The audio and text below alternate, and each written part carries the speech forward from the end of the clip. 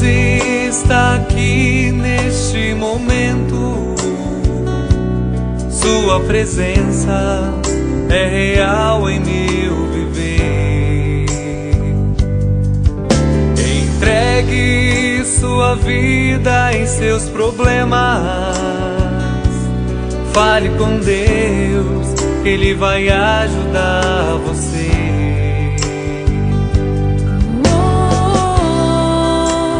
Deus te trouxe aqui para aliviar o seu sofrimento.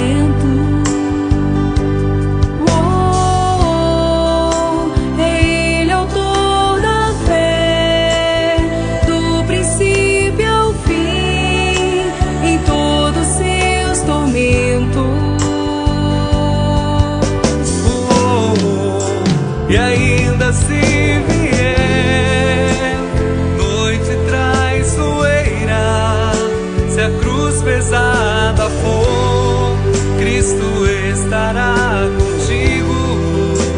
E o mundo pode até fazer você chorar, mas Deus te quer sorrindo. E ainda se vier noite traiçoeira, se a cruz pesada for, Cristo estará contigo.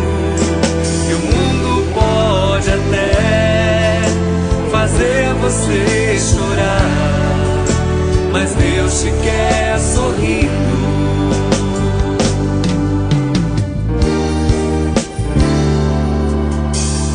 Seja qual for o seu problema, fale com Deus, que Ele vai ajudar você. Após a dor vem a alegria, pois Deus é amor e não te deixará sofrer.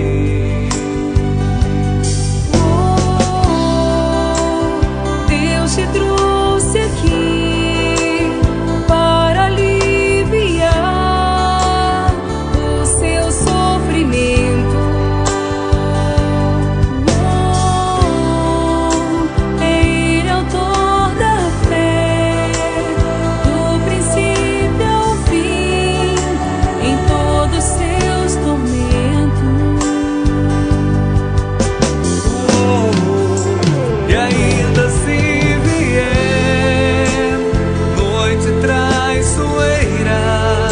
se a cruz pesada for, Cristo estará contigo. E o mundo pode até fazer você chorar, mas Deus te quer sorrindo. E ainda se vier noite traiçoeira, se a cruz pesada for, Cristo estará contigo. E o mundo pode até fazer você chorar, mas Deus te quer sorrindo.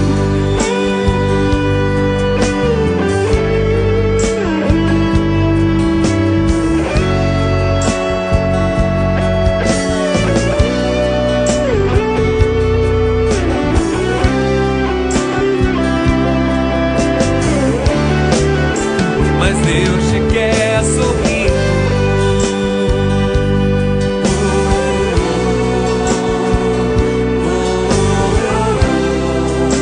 Mas Deus te quer sorrindo.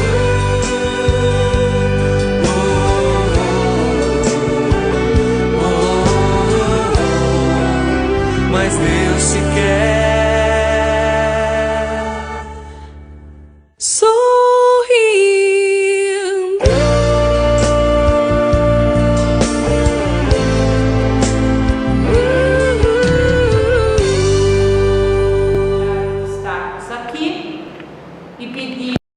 Agradecer também essa espiritualidade que preparou todo esse ambiente e principalmente, né, nessa véspera aí de finados, né, em que os nossos antepassados, né, os desencarnados, espera sim uma lembrança para eles, né, uma oração de gratidão, de saudades, né? Eles nos envolvem, às vezes a gente fica até um pouquinho melancólico, triste, né?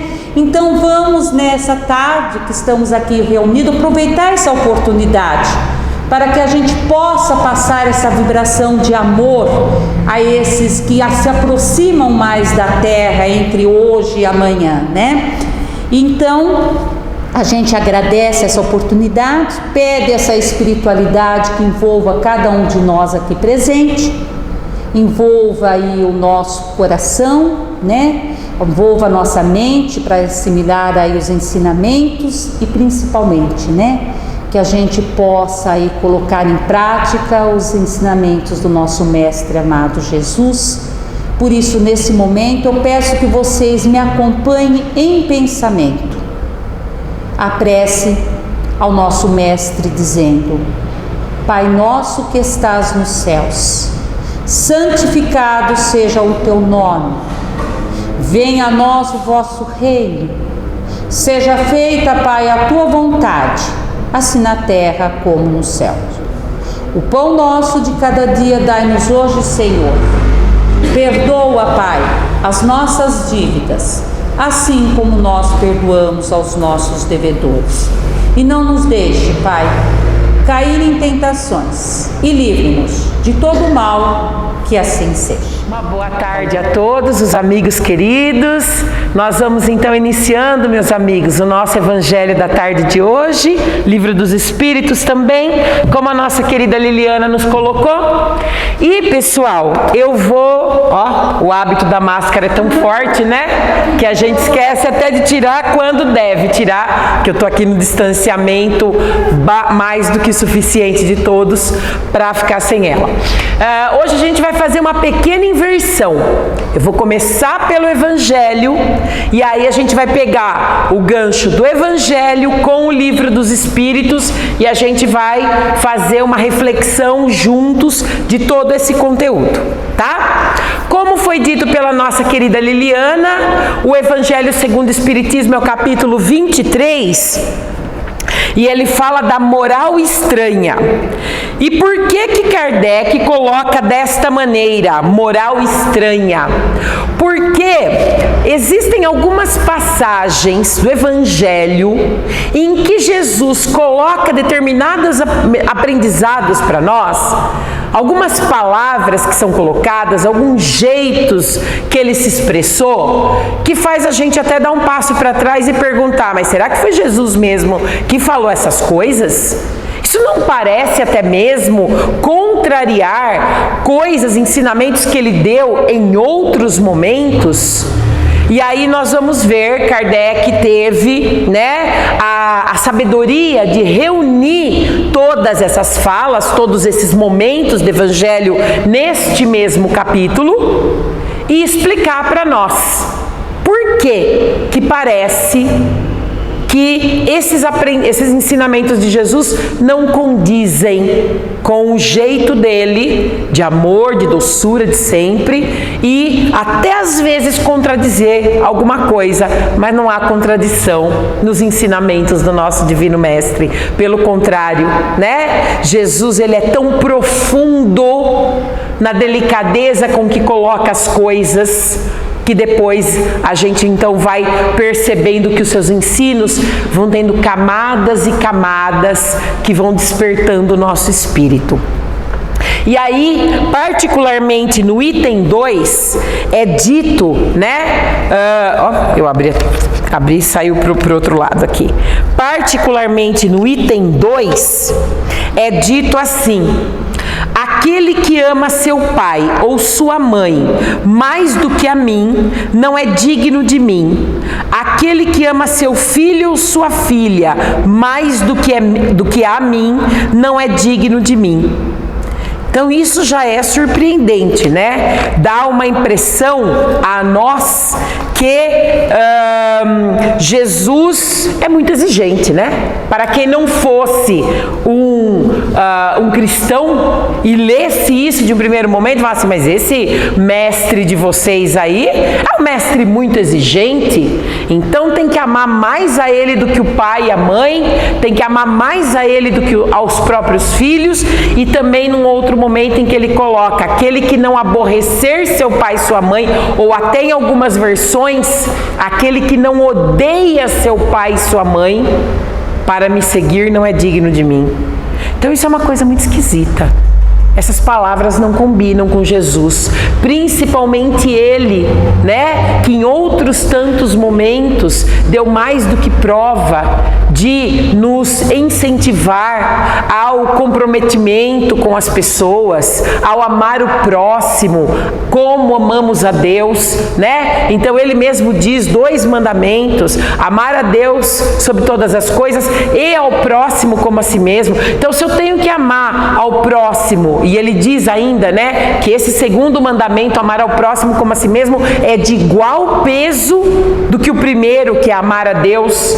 Se esse mestre que ensinou que eu devo amar o meu próximo como a mim mesmo, e que isso é tão importante quanto amar a Deus, e que essas são as maiores leis, ele vem dizer para mim então que eu tenho que odiar meu pai e minha mãe, né? Se eu amo as pessoas, como eu posso odiar aqueles que me deram a oportunidade da existência? Então, claro que não foram esses os sentidos das palavras. Então, aqui no Evangelho, os Espíritos primeiramente esclarecem para nós que há uma questão de linguagem.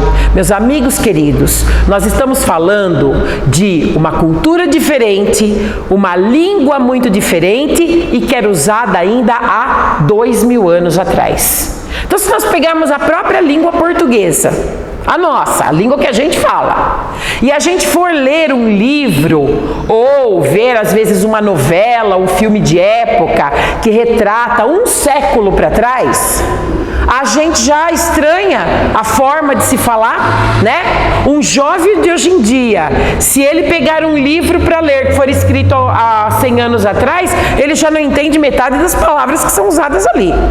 Isso na mesma língua, né? Então a época, ela faz toda a diferença no modo de falar.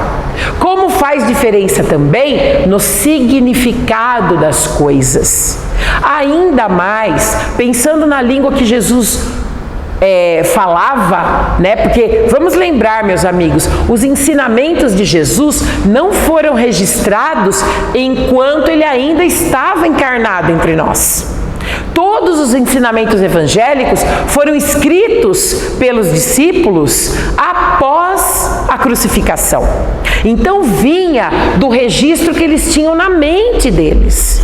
Lá na época de Jesus era tudo muito diferente. Para começar, pouquíssimos escreviam.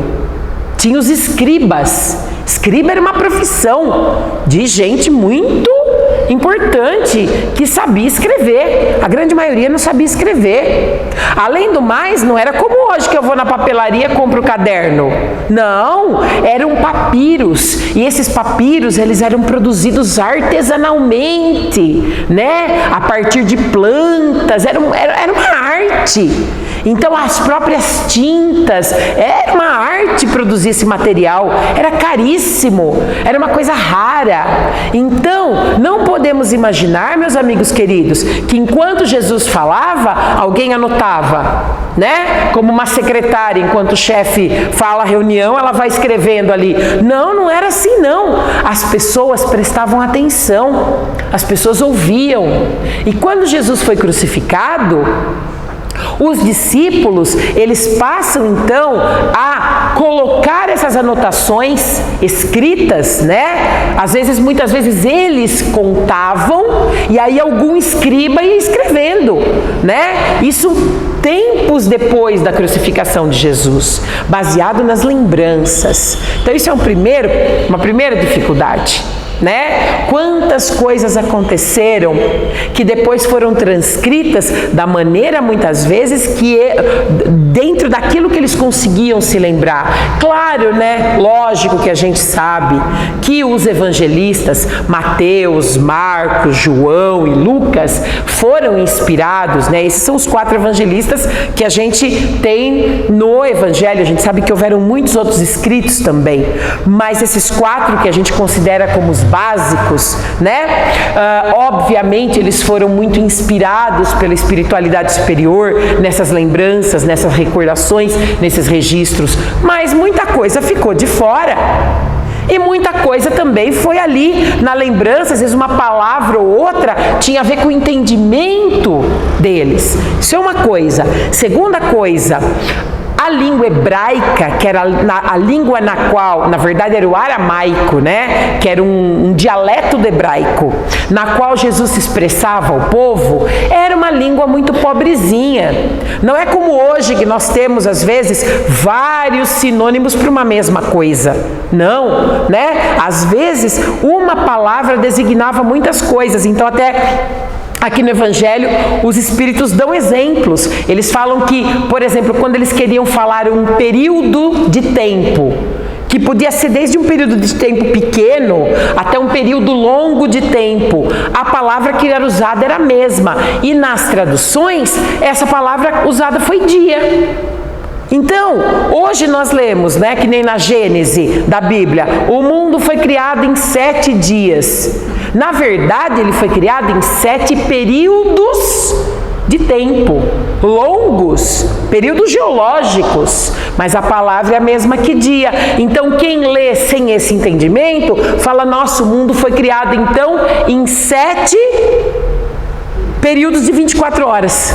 7 dias, como que nós achamos, e não é, né? Isso é um outro problema, é que nem a história do camelo, né?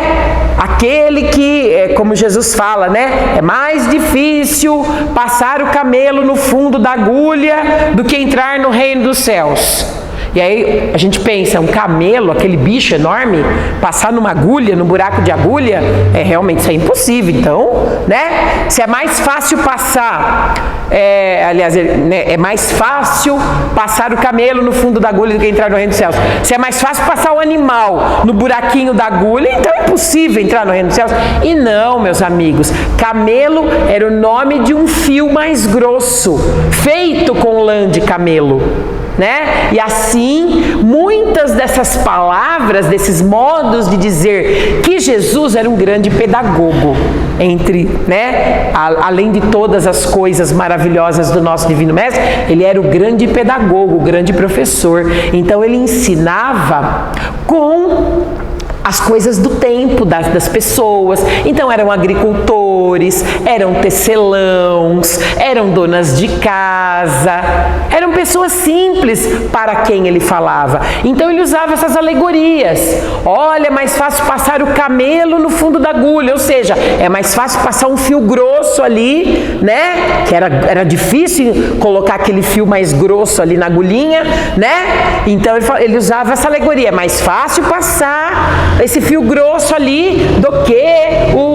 conseguir entrar no reino dos céus, querendo dizer que o reino dos céus exigia esforço. Então todas essas coisas ficaram depois para a posteridade como palavras difíceis às vezes da gente interpretar. E a mesma coisa aconteceu com a palavra ódio. Quem não odeia pai e mãe não é digno de por mim, não é digno de me seguir.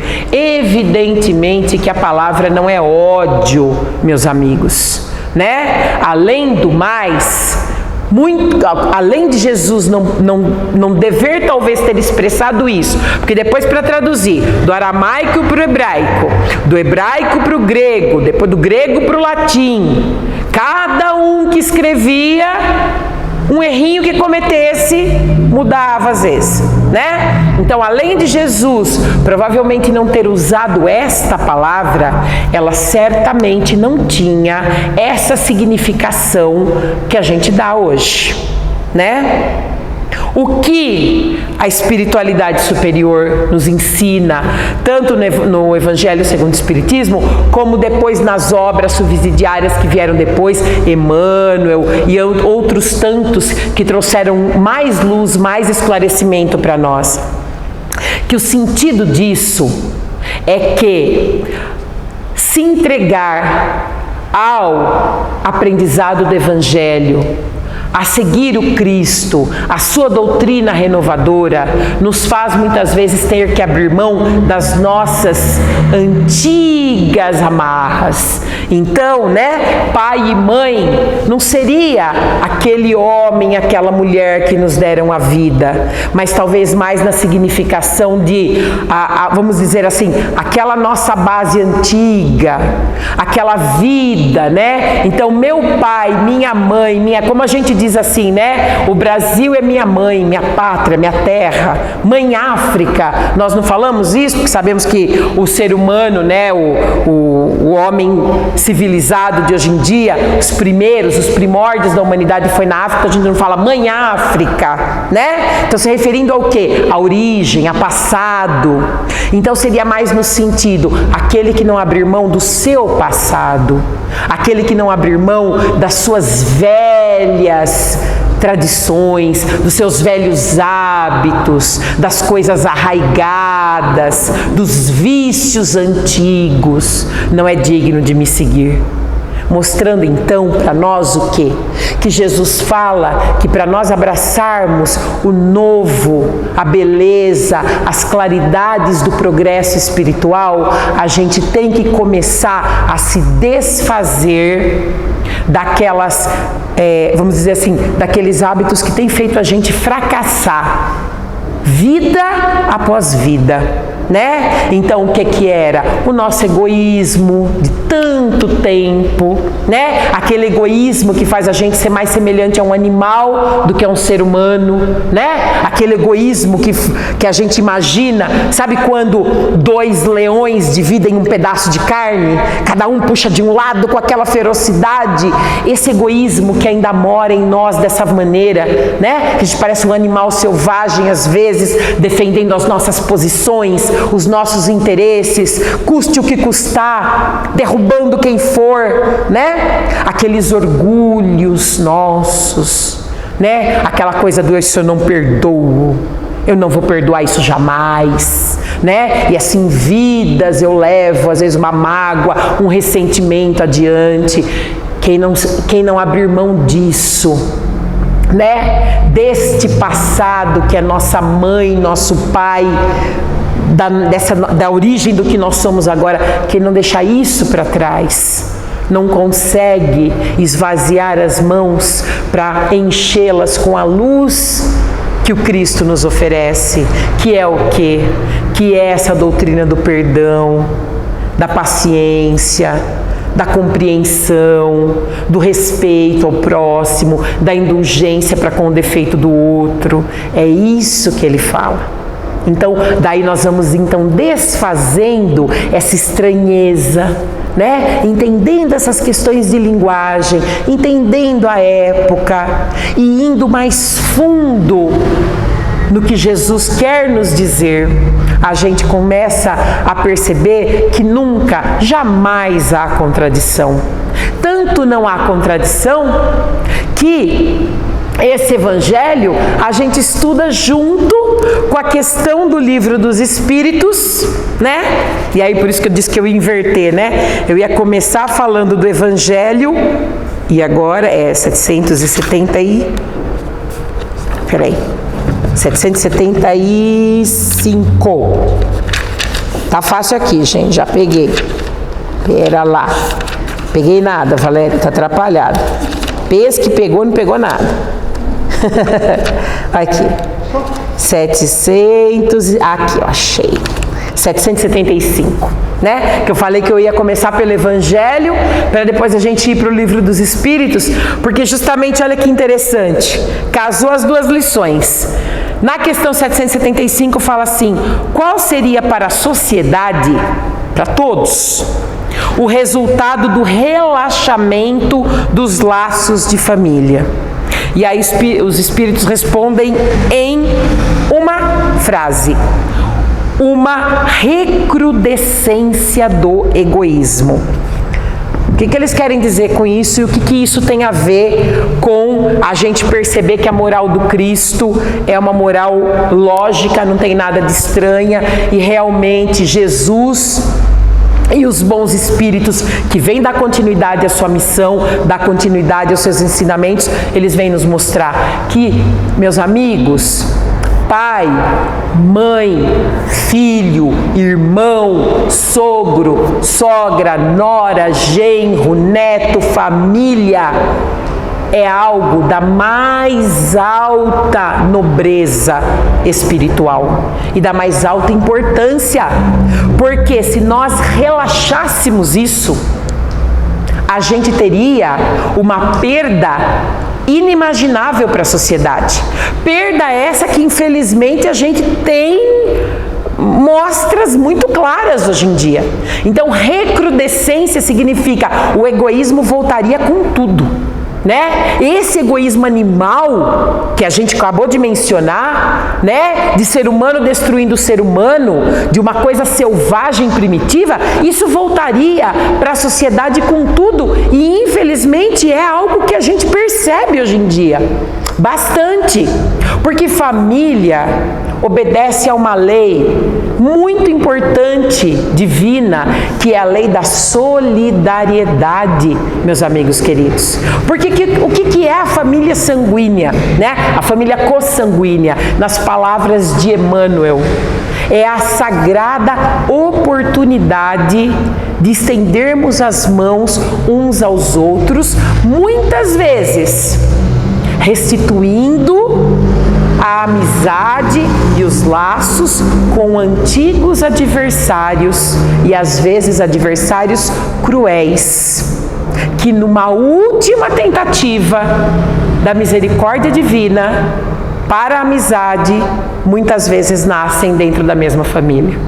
Então é onde a gente vê a bondade de Deus, né? E é onde com esse olhar espírita a gente consegue enxergar a família sob um outro ângulo, sob um outro ponto de vista.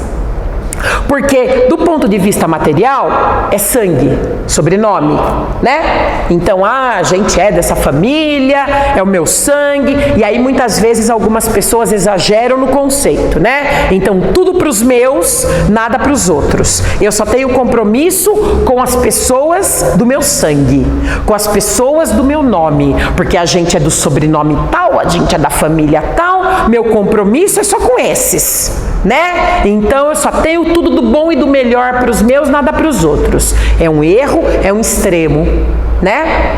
Porque a gente sabe que na realidade somos todos irmãos. E é justamente dentro disso que o Emmanuel vai nos falar. Vamos prestar atenção para ver o que ele nos traz nessa reflexão. Por um outro extremo, teria aquele pensamento assim, bom, né? Se vocês espíritas aí dizem que a gente desencarna, reencarna, então numa vida minha mãe é uma, na outra vida minha mãe pode ser outra, né? Numa vida tal pessoa pode ser meu irmão, mas na outra vida não, talvez não seja. Então quer dizer que esse negócio de laço de família também não tem importância nenhuma, né? Então a minha mãe nessa encarnação, mas ela não vai ser minha mãe na outra encarnação, não nada a ela. Esse é o outro oposto. Então vejamos os dois extremos, pessoal. O fechamento na família consanguínea, que o resto do mundo não importa, desde que os meus estejam bem, ótimo. O outro, né? Relaxamento. Não tô nem aí, não sei se era meu pai, minha mãe em outra vida mesmo, então não tem nenhuma importância. Daqui a pouco a gente desencarna e acaba em nada. São dois extremos que a gente deve vigiar e tomar cuidado e perceber que nenhum dos dois atende à verdade. Porque na realidade, sim, nós somos todos irmãos em Jesus.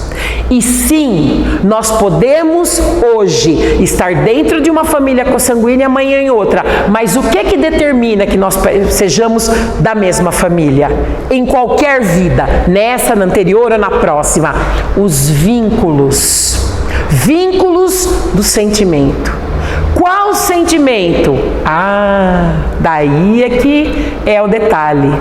pode ser vínculos dos sentimentos de amor, de carinho, de cuidado, né? Então, muitas vezes, pessoal, na nossa família vem aquela pessoa que é uma alma querida do meu coração há muito tempo. E a misericórdia divina que nunca nos falta, para que nós possamos trilhar o caminho dessa encarnação, dentro de uma segurança maior, amparados, coloca ao nosso lado aquela pessoa, né? Que é um querido. Eu sempre me lembro, quando eu falo disso, de uma história linda do Chico, dentre as inúmeras, né? Que uma mãe chega para Chico e diz: Chico, perdi meu filho, Chico, e abraça Chico, e fica chorando com ele, e Chico abraça ela e chora com ela, meia hora. E aí, quando ela se acalma, ela fala para ele: Chico, me diga, o que eu fiz na outra encarnação para merecer perder meu filho tão jovem desse jeito? E ele diz assim: não fez nada, minha irmã. O seu filho tinha essa prova para viver, de desencarnar cedo, e você, por tanto amor que tinha nele, disse para ele: você vai, mas não vai sozinho, eu vou estar ao seu lado. Então você veja como muda o ângulo, né? A gente perceber que na nossa vida, esses encontros dentro da nossa família, com aquela alma querida, às vezes um esposo amado, uma esposa querida, aquele filho que nos compreende, aquele neto que vem e enche a nossa casa de alegria, não é?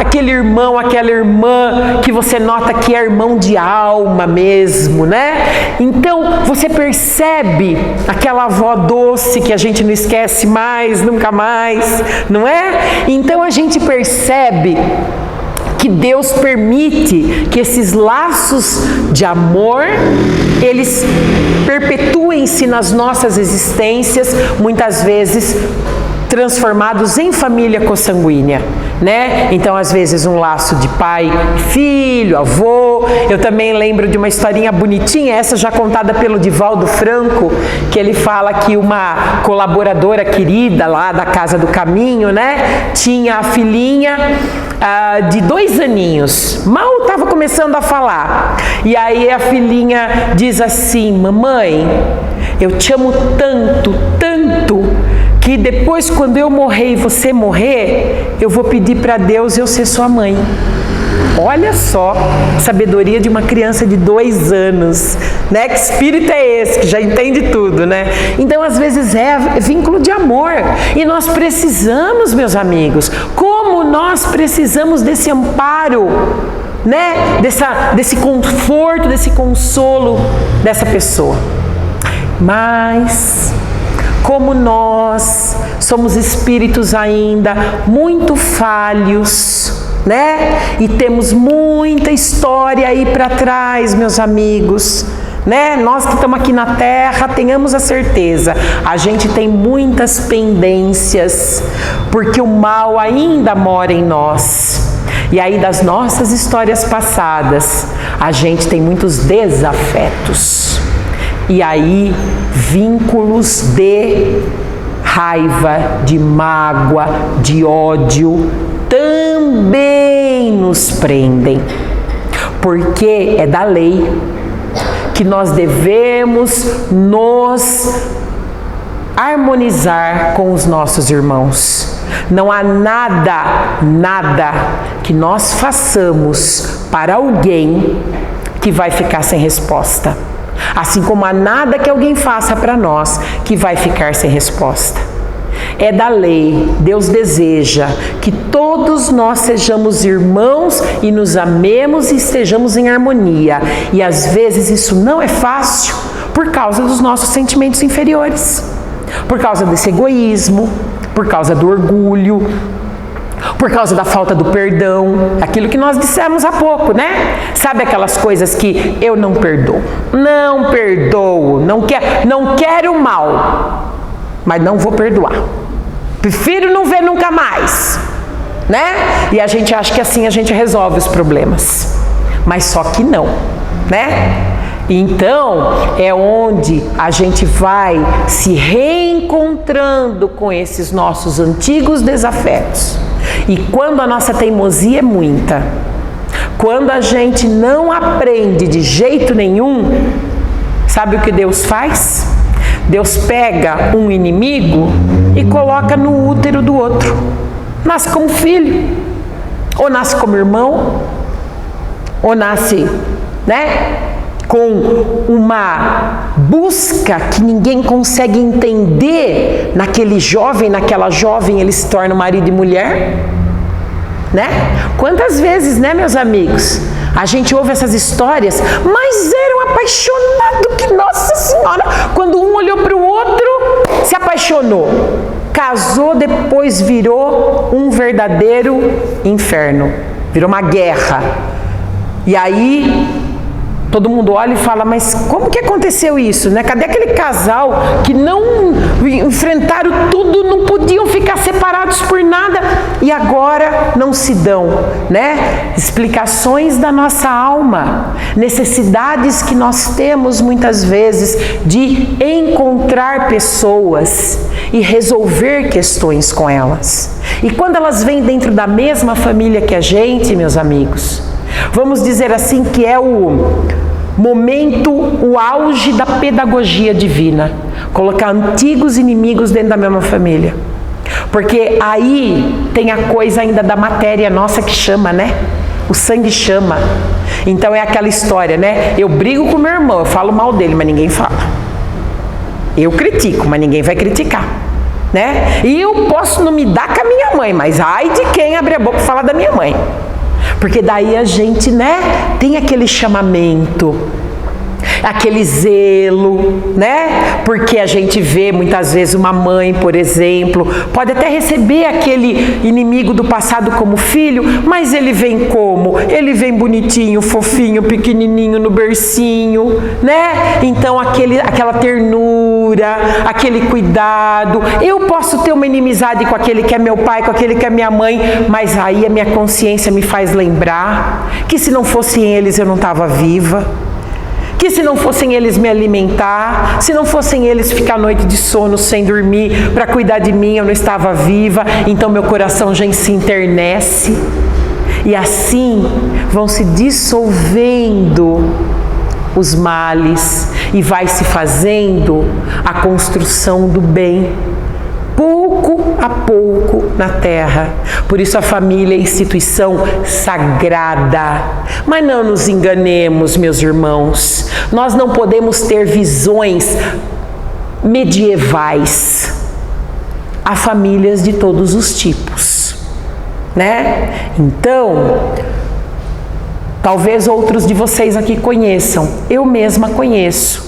Casais muitas vezes do mesmo sexo, 2 homens ou 2 mulheres que se consorciaram, né? Se casaram legalmente ou não, dependendo da região, do estado ou do país, né? E que são leais um ao outro, são fiéis, são monogâmicos, vivem um para o outro, adotaram filhos, criam esses filhos com dignidade, com respeito, fazendo muitas vezes por essas crianças adotivas o que os pais biológicos, um homem e uma mulher, não souberam fazer.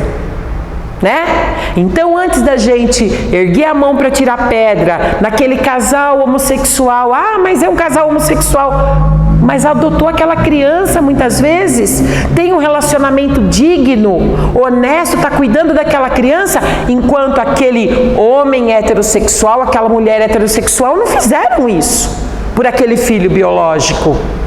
Por N motivos e às vezes porque a moral deles não era suficiente. Então, tenhamos respeito. Família é um lugar onde se reúnem espíritos que devem se reunir no amor. E não é fácil, não é, né? Mas e aí Emmanuel, naquela lição de onde eu tirei esses ensinamentos, ele fala, pelos nossos familiares, nós conseguimos ler a nossa própria história. Nós conseguimos ver o nosso passado, né? Então, ai, mas esse meu marido, ai, mas essa minha mulher, ai, mas esses meus filhos, minha mãe, meu pai, terrível, tal, esses meus irmãos. Gente, quem está com... Não tem o velho ditado que diz, diga-me com quem tu andas, que eu te direi quem tu és? Então isso para a família vale mais ainda. A família que nós temos conta da nossa história passada. Então tenhamos paciência, que é a pedagogia divina, é o amor de Deus, oportunizando um ambiente mais seguro e mais cheio de carinho e ternura possível para fazer de antigos adversários pessoas que se amam e se ajudarão por vidas ainda. Então demos graças a Deus, principalmente pelos parentes difíceis e por todos os nossos entes queridos. Honrai pai e mãe, né? Deixar o passado para trás. Essas são as lições do Evangelho do Livro dos Espíritos. Incentivar o amor em família para que a nossa sociedade ganhe com ternura, com paz, com crescimento. Uma boa tarde a todos. Muito obrigada.